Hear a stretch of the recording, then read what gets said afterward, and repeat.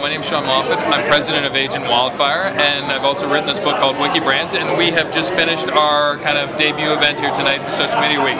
The question is, what are the key traits that make a community manager successful in the role? I love this question because I love hanging around community managers, and there are three things that separate community managers from the pack. One, they are awesome communicators. They can talk up a crowd. They can also talk online, which in a social media world is very, very different than signing press releases. It is much more personal, much more human.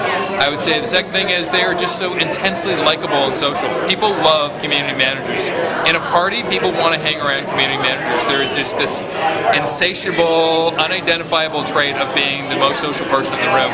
And then the other thing is they're really good technically. They know their stuff from a social media standpoint. They know how to use Facebook and Twitter. They know there are different roles at play in each one of these things. So if I was recruiting a community manager tomorrow, those would be the three things I'm going to look at.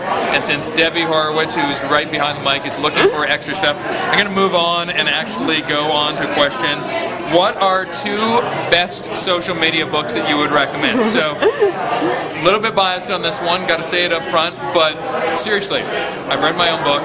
If you want to actually do this stuff well and do it as a business person, I can't think of a better book than WikiBrands. So, the other book I'd say, I'm a big fan of Malcolm Gladwell, so if you want like a real kind of 20,000 feet above the sky type of approach, The Tipping Point for me was a really cool book, and in fact, when I started up my business, Agent Wildfire, I sent a message to Malcolm Gladwell, thought, you know what, I'm going to get a form letter back 6 weeks from now.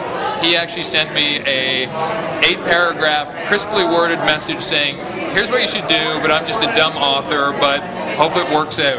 And sure enough, I took 6 paragraphs of his advice, 2 paragraphs I ignored, and the 2 paragraphs probably came back to haunt me for the first year of my business. So, smart dude, Canadian dude, Malcolm Gladwell. Tipping Point, if you haven't read it, you should.